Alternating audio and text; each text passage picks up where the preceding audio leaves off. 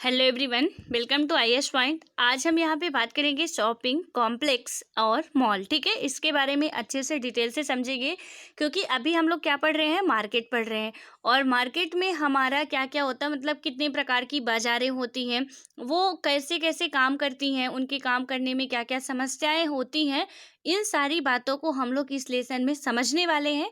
अभी तक हमने बात की कि साप्ताहिक बाजार क्या होता है।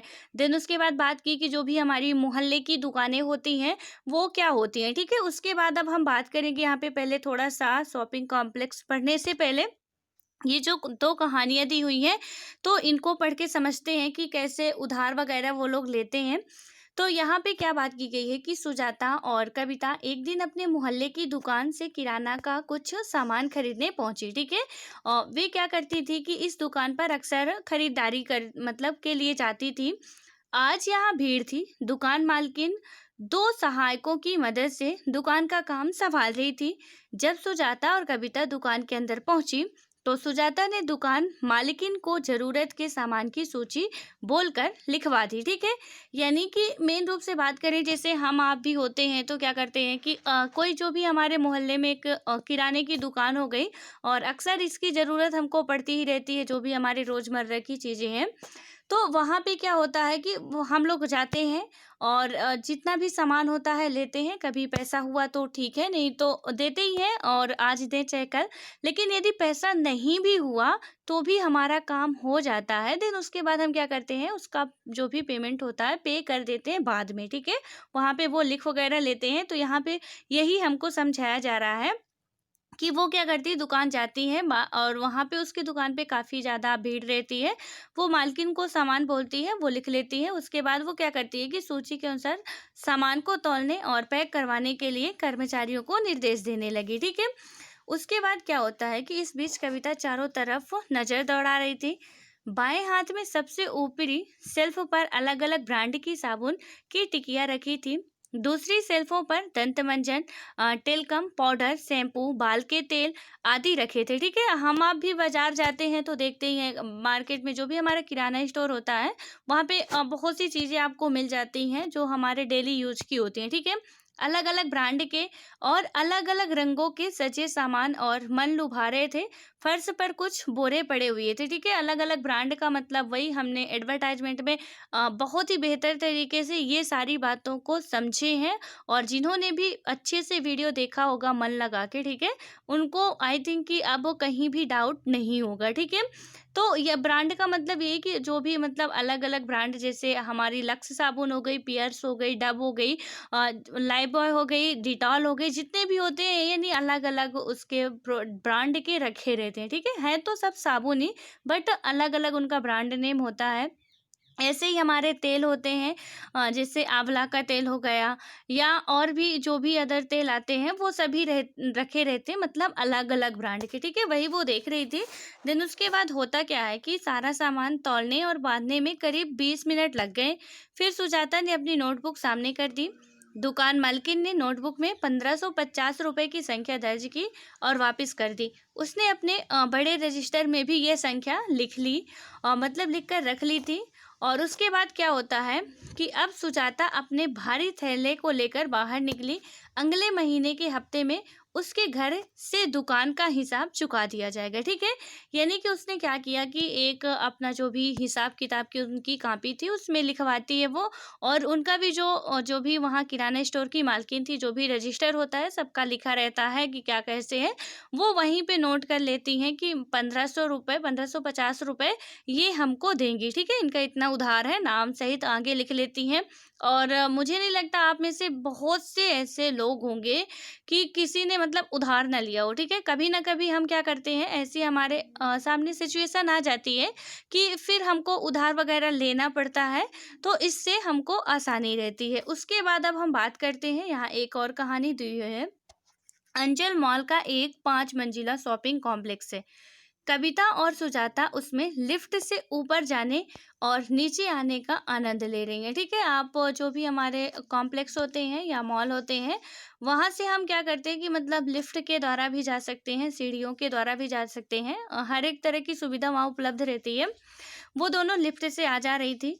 यह कांच की बनी लगती थी और वे इसमें से बाहर का नज़ारा देखती हुई ऊपर नीचे जा आ रही थी, ठीक है। उन्हें यहाँ आइसक्रीम, बर्गर, पिज्ज़ा आदि खाने की चीज़ें, घरेलू उपयोग का सामान, चमड़े के जूते, किताब आदि तरह-तरह की दुकानों को देखना चमत्कृत लग कर रहा था, ठीक है। यानी कि हम जब भी मॉल जाते हैं या शॉपिंग कॉम्प्लेक्स जाते हैं, वहाँ पे हम देखते हैं कि मतलब हाँ, ये रहता है कि यदि एक फ्लोर में जो भी हमारे कई सारे फ्लोर बने होते हैं मॉल के, ठीक है, तो वहाँ पे क्या होता है कि एक फ्लोर में कपड़े ही कपड़े रखे गए हैं, दूसरे फ्लोर में क्या होता है कि छोटे बच्चों के कपड़े हैं, तीसरे फ्लोर में बर्तन रखे गए हैं, चौथे फ्लोर में कुछ और रखा गया है, ठीक है। यानी कि मतलब ऐसा नहीं होता है कि एक ही फ्लोर में बर्तन और कपड़े साथ में रख दिया जाए, पूरा वहाँ अलग-अलग रहता है। और आपको पता है कि मॉल में हम मोल भाव नहीं कर सकते हैं, ठीक है। वहाँ सारी चीज़ें ब्रांडेड रहती है, उसका आप जाते हो, जो भी चीज़ें आपको लेनी हो आप उठाओ, उसको अपने बास्केट में रखो। उसके बाद क्या करोगे, आप जाओगे वहाँ पे, वो आपका जितना भी होता है उसमें बारकोड जो रहता है उसके स्कैन करके वो आपको पूरा रेट बता देते हैं कि इतना आपका टोटल हुआ, आप हिसाब किताब करवा के लेके चले आते हो, ठीक है। वहाँ ना तो कोई आपको दिखाता है कि नहीं मैडम ये वाला लीजिए बहुत अच्छा है, नहीं ये वाला लीजिए बहुत अच्छा है। जैसे हम जो भी निजी मार्केट होती हैं, जो परमानेंट मार्केट होती हैं, तो जब उनमें जाते हैं किसी भी चीज़ को लेने, सपोज हम कपड़े ही लेने जा रहे हैं, सो वहाँ पे आपने देखा होगा कि कैसे मतलब वो इतना बताते हैं बढ़ा चढ़ा के कि नहीं मैडम ये कपड़ा लेंगी आप पे बहुत सूट करेगा, ठीक है। मतलब आपका रंग गोरा है और ये रेड कलर आप पे तो इतना खिलेगा मैडम, आप यकीन नहीं करेंगी। अब वो ऐसा बता देते हैं कि जैसे मतलब पहनना हमको है, हमारी शौक पीछे रहेगी। वो इतना मतलब बढ़ा चढ़ा के बताएंगे कि आप ऐसा करें, लेकिन मॉल में ऐसा नहीं होता। आपको जो भी लेना हो, जो भी पसंद हो, आप खुद से देखो, खुद से ट्राई करो, खुद से चेक करो उसको। वहीं पे आप उसका मतलब जो भी उसका साइज़ वगैरह होता है आप देख सकते हो चेक करके कि पहन के कि वहाँ पे हो रहा है या नहीं हो रहा, वो सब चीज़ आप चेक कर सकते हो, सारी व्यवस्थाएँ रहती हैं, ठीक है। उसके बाद अभी हमने उसको जो समझा था, सुजाता कविता जो किराना स्टोर पे गई थी, ठीक है। अब हम समझ रहे हैं कि ये शॉपिंग मॉल और कॉम्प्लेक्स में जब जाती हैं तो क्या होता है, पिज्ज़ा बर्गर भी वहाँ मिलता है, कपड़े भी मिलते हैं, बर्तन भी मिलते हैं। उसके बाद क्या होता है कि मॉल के तीसरे तल पर घूमते हुए वे दोनों एक ब्रांडेड रेडीमेड कपड़े की दुकान में पहुंच गई।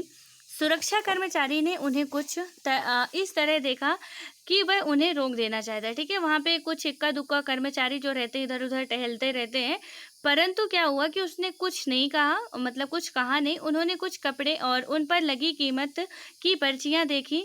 एक भी कपड़ा 2000 रुपये के से कम का नहीं था। ये कीमत साप्ताहिक बाजार के कपड़ों की तुलना में लगभग कितनी थी, 5 गुना थी, ठीक है। सुजाता कविता से फुसफुसाती हुई बोली, मैं तुम्हें एक दूसरी दुकान पर ले चलूंगी जहां अच्छी किस्म का कपड़ा ज़्यादा ठीक दामों पर मिल जाएगा, ठीक है। यानी कि आप ये बात समझ लो, जब भी आप मॉल जाते हो वहाँ ज़्यादातर आपको चीज़ें ब्रांडेड ही मिलती हैं, ठीक है। काफ़ी अच्छी क्वालिटी की चीज़ें मिलती हैं, ऐसा नहीं रेट ज़्यादा रहता है, बट चीज़ें जो भी होती हैं बेहतर होती हैं। आप यदि एक बार इस्तेमाल करोगे तो दोबारा ज़रूर वहीं जाओगे इस्तेमाल करने के लिए। तो इसीलिए वहाँ पे इसका जो भी प्राइस भी ज़्यादा रहता है। और खैर वो लोग अपना पूरा शुल्क वगैरह मिला के लेते हैं। जैसे हमने मार्केट में स्टार्टिंग में ही पढ़ा था कि साप्ताहिक बाजार में क्या है ना, तो उसको बिजली का बिल देना है, ना रूम का किराया देना है, और कुछ भी उसको पे नहीं करना, बस उसका खुद का जो सामान लाया है उससे 2-4 गुना फ़ायदा कमा ले, बस उतना चाहिए उनको, ठीक है। लेकिन इनको बहुत कुछ करना पड़ता है, कर्मचारियों को पेमेंट देना, पूरा व्यवस्था बनाना पड़ता है, तो उसके लिए ये पैसा उसका बहुत ज़्यादा बढ़ा चढ़ा के देते हैं, ठीक है। अब हम बात करते हैं यहाँ पे शॉपिंग कॉम्प्लेक्स और मॉल, ठीक है। तो इसमें बात करें यदि, तो क्या होता है कि इस प्रकार अभी हमने 2 प्रकार के बाजार देखे। पहला साप्ताहिक बाजार, दूसरा क्या देखा हमने, पड़ोस की दुकान की बाजार। शहरों में कुछ अन्य प्रकार के बाजार भी होते हैं जहां एक साथ कई तरह की दुकानें होती हैं। इन्हें लोग शॉपिंग कॉम्प्लेक्स के नाम से जानते हैं, ठीक है। जो भी हमारे सिटी में जो भी बाजारें होती हैं, इन्हें ज़्यादातर आपको बाजारें ज़्यादातर क्या हमेशा ही जो भी आपके मॉल वगैरह होते हैं वो सिटी में ही मिलेंगे, ठीक है, आपके डिस्ट्रिक्ट में ही मिलेंगे। अदरवाइज यहाँ आपके रूरल एरिया में जल्दी नहीं मिलते हैं, ठीक है।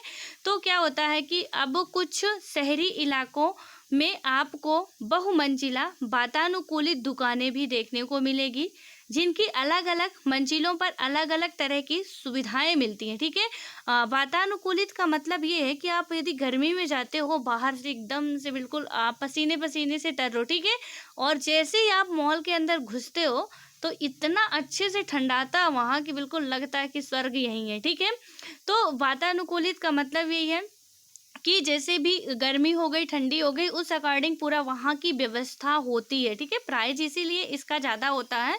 वहाँ पे पूरा व्यवस्था आपको होती है कि कोई भी ग्राहक आ रहा है हमारे दुकान पे या हमारे मॉल पे, वहाँ पे उसको कोई असुविधा ना महसूस करे। आपके पर्स वगैरह रखने की पूरा सब कुछ सुविधा होती है कि कहाँ पे आप रख सकते हो।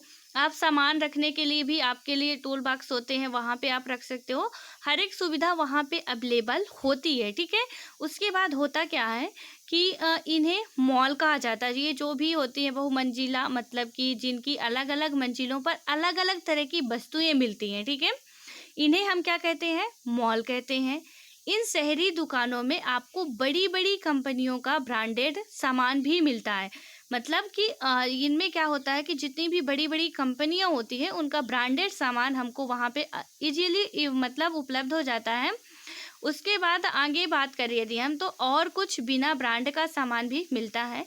विज्ञापन वाले अध्याय में हमने पढ़ा था कि ब्रांडेड सामान जिसे कंपनियां बड़े बड़े विज्ञापन देकर और क्वालिटी के दावे कर के बेचती हैं, महंगा होता है। कंपनियां अपने ब्रांडेड उत्पादों को बड़े शहरों, बाजारों और अपने विशेष शोरूम में बेचने के लिए रखती हैं। ठीक है, यानी कि हमने एडवर्टाइजमेंट में साफ बात पूरी क्लियर समझी थी कि कैसे वो जब किसी एक प्रोडक्ट का एडवर्टाइजमेंट तैयार करते हैं तो करोड़ों रुपए का उनको खर्चा लगता है। ठीक है, तो अब जब करोड़ों रुपए का खर्चा लगा के वो किसी रूरल एरिया में बेचने नहीं आएंगे, कि वहाँ पे सपोज आते भी हैं, ठीक है, हमारे यहाँ गांव में आ रहे हैं तो इक्का दुक्का कोई ले भी लिया, क्योंकि इतनी महंगी चीज़ गांव वाले इतना आसानी से नहीं लेते हैं। ठीक है, उनके लिए साप्ताहिक बाजार बेटर होती है, तो वो वहाँ से ले लेते हैं। लेकिन क्या होता है कि सिटी में ज़्यादातर आप देखते भी हो कि सिटी में वही रह सकते हैं जिनके पास अच्छा खासा पैसा हो। ठीक है, यदि जिनके पास नहीं, कुछ ऐसे भी रहते हैं जो भी प्रवासी मजदूर वगैरह जाते हैं, तो उनका तो बस जीवन वही चलता है कि साप्ताहिक बाजार से थोड़ा सस्ता मिल जाए, अच्छा मिल जाए और उसी को हम यूज कर लें। लेकिन ज़्यादातर लोग, हम जब 6th क्लास की एनसीईआरटी पढ़ रहे थे उसमें भी हम समझे थे कि गांव में रहने वाले लोगों की हालत और शहर में रहने वाले लोगों की हालत, तो शहर में वही व्यक्ति रह सकता है जिसके पास अच्छा खासा पैसा हो। ठीक है, मतलब एक स्थायी रूप से, और तो वैसे रूम वगैरह लेके रहते हैं जो, तो उनकी कंडीशन यदि आप में से कोई रह रहे होंगे तो पता ही होगा कि किस तरह की होती है। बट जो स्थायी रूप से ज़्यादातर पैसे वाले ही सिटी में रहते हैं, ये लोग इसीलिए क्या करते हैं कि वहाँ ये सब जितना भी ये ब्रांडेड चीज़ें होती हैं वहीं ले जाते हैं। और वो लोग मैंने पहले भी आपको समझाया था कि कोई भी एक अच्छा खासा इंसान जो भी पैसे वाला होगा वो किसी ठेले पे जाके सामान नहीं खरीदेगा। ठीक है, वो हमेशा ब्रांडेड चीज़ों के पीछे ही भागेगा, चाहे रुपए कितना भी लग जाए, हमारा पैसा कितना भी खर्च हो, उनको कोई परवाह नहीं रहती, चीज़ें होनी चाहिए ब्रांडेड। ठीक है, उसके बाद क्या होता है कि अपने विशेष शोरूम में ये लोग बेचने के लिए रखते हैं। बिना ब्रांड के उत्पादों की तुलना में इस ब्रांडेड सामान की कीमत का बोझ केवल कुछ ही लोग उठा पाते हैं। यानी कि जो भी, जैसे हमने तुअर दाल के बारे में पढ़ा था, तो उसमें जो भी उनकी मतलब बिना ब्रांड की जो दाल थी तो उसको तो सब लोग ले रहे थे। ठीक है, लेकिन जो ब्रांडेड दाल थी उसको सिर्फ कुछ ही लोग ले रहे थे। और उसका जब एडवर्टाइजमेंट अच्छे तरीके से तैयार किया गया तो मैंने बताया भी था आपको, कोई 50 रुपए की दाल हमको 200 रुपए में मिल रही है अब। ठीक है, तो यानी कि उसका दाल तो वही थी, लेकिन उसका जो भी हमारा उनका खर्चा लगा वो सब कुछ जोड़ जकोड़ के दे हमको बता दिए कितना, 200 रुपये। अब वो जो अच्छे खासे इंसान हैं, पैसा वाले हैं, रिच फैमिली से हैं, वो तो मुझे नहीं लगता 50 रुपए की दाल खरीद के कभी खाते होंगे। और आप में से कोई ऐसे घर से यदि बिलोंग करते हो तो आपने भी बिल्कुल रियलाइज किया होगा कि आपके घर में भी कभी 50 रुपए की दाल नहीं आती है। ठीक है, और यदि आप गरीब घर से हो तो आपने देखा होगा कि वही 50 रुपए की दाल घर के प्रत्येक व्यक्ति का पेट भरती है। ठीक है, तो यही दोनों डिफरेंसेस होते हैं। देन उसके बाद आता है हमारा बाजारों की श्रृंखला। ठीक है, यानी कि जो भी हमारी मार्केट चेन होती है वो कैसे होती है, इसमें क्या बात की गई है। पहले हिस्से में आपने विभिन्न तरह के बाजारों के बारे में पढ़ा, जहां हम सामान खरीदने जाते हैं। क्या आप सोच सकते हैं कि ये सभी दुकानदार अपनी दुकानों के लिए सामान कहाँ से लेकर आते होंगे? यानी कि इसमें बताया जा रहा है कि जो भी दुकानदार हैं सामान बेचने के लिए, हमने देखा कि साप्ताहिक बाज़ार हो गई और ये जो मोहल्ले की बाज़ार हो गई, देन उसके बाद शॉपिंग मॉल एंड कॉम्प्लेक्स जो भी है, तो इनमें ये तो सब चीज़ें देखा कि क्या-क्या रखा रहता है, बट ये सारी चीज़ें आती कहाँ से हैं, ठीक है? मतलब कहाँ से, ऐसे तो भगवान टपका के नहीं दे देता हमको कि चलो लो भाई आप ले लो जाके बेचो, या कि आप ले लो जाके बेचो, ठीक है? कहीं न कहीं से तो आती होंगी। तो अब इसी के बारे में हम समझेंगे कि आती कहाँ से, ठीक है? सामानों का उत्पादन कारखानों, खेतों और घरों में होता है, ठीक है? ये बात आप बिल्कुल कंठस्थ कर लो कि जितने भी हमारे प्रोडक्ट हैं उनका उत्पादन, मैंने आपको पहले भी बताया है, कई बार बताया है कि जो भी हमारे प्रोडक्ट हैं हर एक का उत्पादन कहाँ से हो रहा है? हमारी प्रकृति से हो रहा है, ठीक है? यानी कि कारखानों, खेतों और घरों से होता है। ये जितना भी बनाया गया है, कारखाने हमारे प्रकृति यानी हमारी धरती पे ही बनाए गए, खेतों से होता है, घरों से होता है। वो कैसे होता है अब ये समझते हैं, ठीक है? यानी कि कारखानों का मतलब तो ये हुआ कि जो भी रॉ मटेरियल है यहाँ जाके उनका पूरा उत्पादन किया जाता है। बट सबसे पहले तो हमको अपनी धरती से ही प्राप्त होता है सारी चीज़ें। उसके बाद क्या आता है कि लेकिन हमें कारखानों और खेतों से सीधे सामान नहीं खरीदते हैं, ठीक है? यानी हम क्या करते हैं, कारखानों और खेतों से डायरेक्ट सामान नहीं खरीदते हैं। चीज़ों का उत्पादन करने वाले भी हमें कम मात्रा में, जैसे 1 किलो सब्जी या 1 किलो प्लास्टिक कप आदि बेचने में रुचि नहीं रखेंगे, ठीक है? तो जो भी किसी भी चीज़ का उत्पादन करते हैं, सपोज उनके पास 10 किलो 20 किलो हो रहा है, तो अब वो लोग क्या करेंगे कि कहीं जा के ऐसे तो नहीं बेचने लगेंगे कि 1 किलो आप ले लो, 1 किलो आप ले लो, तो ऐसा नहीं होता, ठीक है? तो उसके बाद क्या होता है कि वे लोग जो वस्तु के उत्पादक और वस्तु के उपभोक्ता के बीच में होते हैं, उन्हें व्यापारी कहा जाता है, ठीक है? तो यहाँ पे क्या बताया गया है कि वे लोग, ऐसे लोग यानी कि जो क्या होते हैं, वस्तु के उत्पादक होते हैं, यानी कि वस्तु के उत्पादक और वस्तु के उपभोक्ता के बीच में होता है, उसे हम क्या कहते हैं, व्यापारी कहते हैं, ठीक है? यानी कि जब वस्तु का उत्पादक हुआ और वस्तु के जो भी उपभोक्ता हैं, वस्तु का उत्पादक करने वाला और वस्तु उपभोक्ता मतलब हम लोग लेने वाले, ठीक है? उसके बीच में जो होता है उन्हें हम क्या कहते हैं, व्यापारी कहते हैं। मतलब व्यापारी आपको समझ में आ गया कि वस्तु के उत्पादक और वस्तु के उपभोक्ता के बीच में होते हैं, उन्हें हम क्या कहते हैं, व्यापारी कहते हैं। पहले थोक व्यापारी बड़ी मात्रा या संख्या में सामान खरीद लेता है, ठीक है? हमने थोक का मतलब समझा है अच्छे तरीके से अपने फर्स्ट पार्ट में ही कि थोक का मीनिंग क्या होता है। थोक का मतलब होता है कि किसी भी सामान को आप मतलब थोड़ा सा ना लेके पूरा आप उसका एक बंडल ले लो, एक गट्ठा ले लो, बहुत सा ले लो, ठीक है? जैसे कि आप सब्जी लेने ही जा रहे हो, तो सब्जी यदि आपको फुटकर लेना है तो हम क्या करेंगे, 1 किलो लेंगे, 2 किलो लेंगे, ठीक है, अपनी डेली यूज के लिए। लेकिन वहीं पे यदि हमको सब्जी बेचना है, ठीक है, सब्जी बेचने वाले जो होते हैं वो क्या करते हैं कि सब्जियों को थोक पे लेते हैं। यानी थोक पे मतलब कि वो 15 किलो 20 किलो 50 किलो ऐसे इकट्ठा उठाते हैं, उसे हम क्या कहते हैं, थोक कहते हैं, ठीक? कि किसी भी प्रोडक्ट को बहुत सारा लेना एक इंसान के द्वारा, मतलब किसी भी चीज़ को एक मतलब उसकी अधिक मात्रा में उसको लेना है, ठीक है? तो यहाँ पे क्या है, मात्रा या संख्या में सामान खरीद लेता है। जैसे कि बात करें सब्जियों का, थोक व्यापारी कुछ किलो सब्जी नहीं खरीदता कि 10 किलो 5 मतलब 2 किलो 3 किलो खरीदेगा, बल्कि वह बड़ी मात्रा में 25 से 100 किलो तक सब्जियां खरीद लेता है।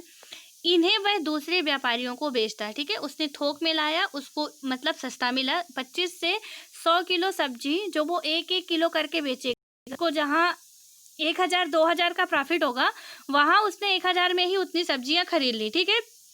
उसके बाद होता क्या है कि वो दूसरे व्यापारियों को बेचता है। यहाँ खरीदने वाले और बेचने वाले दोनों व्यापारी हैं, ठीक है? यानी कि जो खरीद के लाया वो व्यापारी है, उसके बाद जो ले रहा है उससे वो भी व्यापारी होते हैं। व्यापारियों की लंबी श्रृंखला का वह अंतिम व्यापारी जो अंततः वस्तुएं उपभोक्ता को बेचता है, ठीक है? यानी कि इसकी लंबी श्रृंखला में बाजार चयन का मतलब यही है, जो बाजार श्रृंखला हमारी कि हमने लिया आपसे, ठीक है, और हम दे दिए किसी दूसरे को, कोई तीसरा फिर क्या करेगा, यानी मैंने आपसे लिया कोई भी चीज़, ठीक है, और उसके बाद मैंने क्या किया, किसी तीसरे को दे दिया। अब वो कोई जो तीसरा है वो क्या किया कि जो भी आम पब्लिक है तो उनको फुटकर करके बेचता है, ठीक है, उनको 1-1 किलो 2-2 किलो करके बेच रहा है, उपभोक्ता तक वो तीसरा व्यक्ति क्या कर रहा है, पहुंचा रहा। यानी कि ये पूरी चेन हमारी बनती जा रही है, ठीक है, और यहाँ पे वही समझाया जा रहा है। उसके बाद आता है यहाँ पे कि खुदरा या फुटकर व्यापारी कहलाता है, यानी कि जो अंतिम रूप से उपभोक्ता को बेचता है उसे हम क्या कहते हैं, खुदरा या फुटकर व्यापारी। ये तो थोक विक्रेता हुई है कि थोक पे ले रहे हैं, थोक पे दे रहे हैं। उसके बाद हम यदि किराना स्टोर पे ही आप देखते हो सकता है किसी आप में से भी किसी के घर में ऐसे कुछ फुटकर व्यापार हो, तो वहाँ पे आप देखते हो कि हम लोग क्या करते हैं, पहले थोक पे लाते हैं, देन उसके बाद हम जब सब्जी को 25 से 100 किलो सब्जी ला रहे हैं, 25 से 100 किलो, और इसमें क्या कर रहे हैं कि मतलब पूरा जो सब्जी है हमारी 1-1 किलो करके, जैसे 1 किलो एक व्यक्ति ले गए, कोई 2 किलो ले गए, कोई 3 किलो ले गया, ऐसे ऐसे करके हमारी सारी सब्जियां जो थी वो बिक चुकी हैं, ठीक है। लेकिन हम क्या कर रहे हैं, किसी एक को नहीं दे रहे हैं, वही किसी एक बंदा बहुत सारे लोगों को ये सब्जियां दे रहा है और थोड़ा थोड़ा करके दे रहा है, यानी फुटकर विक्रेता, ठीक है। तो इसे हम क्या कहते हैं, खुदरा या फुटकर व्यापारी कहलाता है। उसके बाद होता क्या है कि यह वही दुकानदार होता है जो आपको पड़ोस की दुकानों, साप्ताहिक बाजार या फिर शॉपिंग कॉम्प्लेक्स में सामान बेचता मिलता है, ठीक है। यानी कि ये कौन दुकानदार होता है फाइनली, तो वही होते हैं जो हमको मतलब शॉपिंग मॉल में हो गया कि कपड़े लेने जा रहे हैं तो हम 1 से 2 कपड़े लेंगे, ठीक है, पूरी बाजार तो नहीं उठा लाते कि नहीं मुझे ज़रूरत है तो चलो सब ले चलते हैं। जो भी उपभोक्ता होते हैं, मैं उनके लिए बात कर रही हूँ, जो तो व्यापारी होते हैं वो तो पूरी बाजार ही उठा लाएंगे, तभी तो उनका व्यापार चलेगा, ठीक है। तो यही बातें इसमें होती हैं, मतलब जो भी हमारी बाजार चेन है, ठीक है। उसके बाद आता है कि हम इससे मतलब हम इसे यहाँ दिए गए उदाहरणों से समझेंगे। हर शहर में थोक बाजार का एक क्षेत्र होता है, ठीक है, जितने भी हमारे मार्केट होते हैं वहाँ पे थोक बाजार का एक प्रॉपर क्षेत्र होता है। यहाँ वस्तुएं पहले पहुँचती हैं और यहीं से वे अन्य व्यापारियों तक पहुँचती हैं। सड़क किनारे की दुकानों का छोटा व्यापारी, जिसके बारे में आपने पहले पढ़ा था, बड़ी संख्या में प्लास्टिक का सामान शहर के थोक व्यापार से क्या करता है, वो लेकर आता है, ठीक है, खरीदता है। हो सकता है कि वह बड़ा व्यापारी अपने से भी बड़े थोक व्यापारी से स्वयं सामान खरीदता हो। देन उसके बाद जैसे मैंने आपको बताया ना कि एक थोक विक्रेता खरीद रहा है, दूसरा फिर दूसरे को वो बेच रहा है, फिर तीसरा हम उपभोक्ताओं तक पहुंचा रहा है, ठीक है। तो वहाँ पे वो क्या कर सकते हैं कि मतलब एक से लाया, दूसरे को दिया, दूसरे ने तीसरे को दिया। शहर का बड़ा थोक व्यापारी प्लास्टिक का यह सामान कारखाने से खरीदता है, ठीक है, और उन्हें बड़े गोदामों में रखता है। इस तरह से बाजार की एक श्रृंखला बनती है। जब हम एक सामान खरीदते हैं तब हम यह ध्यान नहीं देते कि वह सामान किस किस के पास से सफ़र करता हुआ हम तक पहुंचता है, ठीक है। जैसे हम मार्केट जाते हैं और हमने कुछ भी लिया, कोई भी प्रोडक्ट लिया, सपोज एक क्रीम ही ले रहे हैं, वहाँ पे हम ये नहीं सोचते कि ये आखिर बन के कहाँ से आया होगा। आप इमेजिन करो, जो हम बनियान पहन रहे हैं या जो सूट पहनते हैं वो क्या मतलब ऐसे ही बना बनाया मिल जाता होगा? बिल्कुल नहीं। उसका पहले रॉ मटेरियल होता है, खेतों में कपास उत्पादित की जाती होगी, उसके बाद उसको पूरा मतलब उसका सूत काता जाता होगा, देन उसके बाद वो कारखाने में जाके उसका कपड़ा बनाया जाता होगा, कपड़े के बाद फिर वो सिलाई सेंटर पे जाके उसको सिल के बनियान बनाई जाती होगी। फाइनली वो क्या करती है, थोक विक्रेताओं के पास जाती है, थोक विक्रेताओं के पास से फिर दूसरे विक्रेताओं के पास, देन लास्ट में क्या आती है, उपभोक्ताओं के पास वो चीज़ें पहुंचती हैं, ठीक है। और हम और आप जो इस्तेमाल करते हैं, सारी चीज़ें बनी बनाई हमको मिल रही है, तो हम लोग क्या करते हैं, ये सारी चीज़ें सोचते नहीं है कि आखिर ऐसा हमको ये मिल रहा है तो कहाँ से मिल रहा है। आप में से जो भी कपास का पौधा देखा होगा तो वहाँ से आप इमेजिन भी नहीं कर पाओगे कि इसका कभी कपड़ा बनेगा, ठीक है, लेकिन उसका कपड़ा बनता है। अभी जस्ट ही हम अपने चैप्टर में आगे ही समझेंगे, इसमें हमारा आगे ही आने वाला है कि इसमें क्या क्या अभी बातें हैं, ठीक है। तो इसको अब हम नेक्स्ट वीडियो में बात, और यहाँ पे एक कहानी भी दी है हुई है, तो इसको भी हम अगले वीडियो में ही बात करेंगे। सो आई होप कि आपको ये समझ में आ गया होगा। एक और इम्पॉर्टेंट बात है कि आप सभी लोग जो भी मतलब अभी इसके पहले का संचार माध्यम और एडवर्टाइजमेंट का वीडियो नहीं देखा है, सो प्लीज़ आप लोग देख लीजिए, वरना आप ये समझो कि बहुत बड़ी चीज़ मिस कर दोगे, ठीक है? क्योंकि वो बहुत इम्पोर्टेंट हमारा टॉपिक है और ये जो जितना भी पढ़ रहे हैं सभी ये वेरी वेरी वेरी इंपॉर्टेंट है, क्योंकि ये हमारी हमेशा डायरेक्ट लाइफ से रिलेटेड है हमारे। अब हम क्या नहीं करते, मार्केट भी जाते हैं, सामान भी लेते हैं, कपड़े भी पहनते हैं, शूज भी पहनते हैं, क्रीम भी लगाते हैं, खाना भी खाते हैं, मीन्स सब कुछ हमारे लाइफ से रिलेटेड है, सब हमसे ही रिलेटेड है जो बातें हो रही हैं। हम साप्ताहिक बाजार भी जाते हैं, किराने की दुकान पे यानी मोहल्ले की दुकान पे भी जाते हैं, सब्जी वाले के पास भी जाते हैं, दूध वाले के पास भी जाते हैं, और भी जो हमारे शॉपिंग मॉल या कॉम्प्लेक्स हो गए वहाँ भी जाते हैं।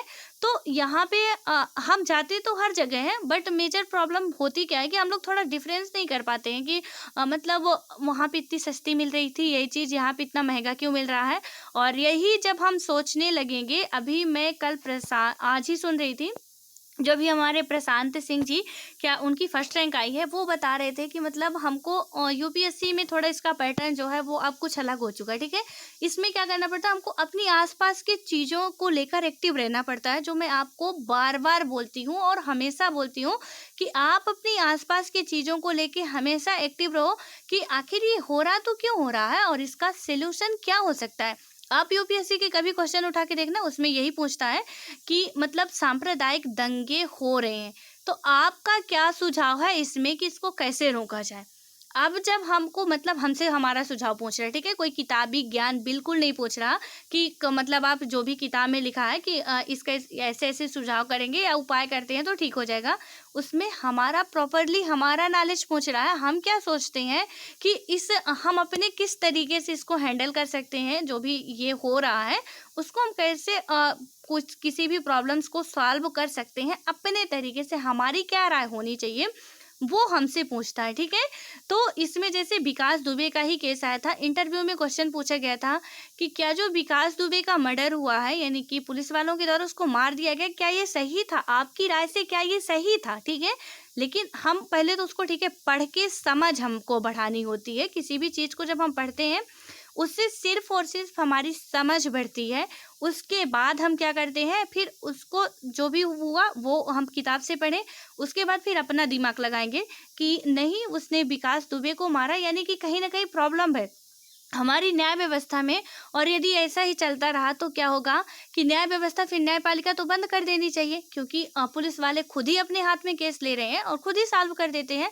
हमने देखा कि जो भी हैदराबाद में प्रियंका जो डॉक्टर थी उनका रेप हुआ था, ठीक है। उसके बाद उन्होंने क्या किया, पुलिस वालों ने ही चारों आरोपियों को मार दिया। मार क्यों दिया? क्योंकि हमारी न्याय व्यवस्था कहीं ना कहीं बहुत कमज़ोर होती जा रही है।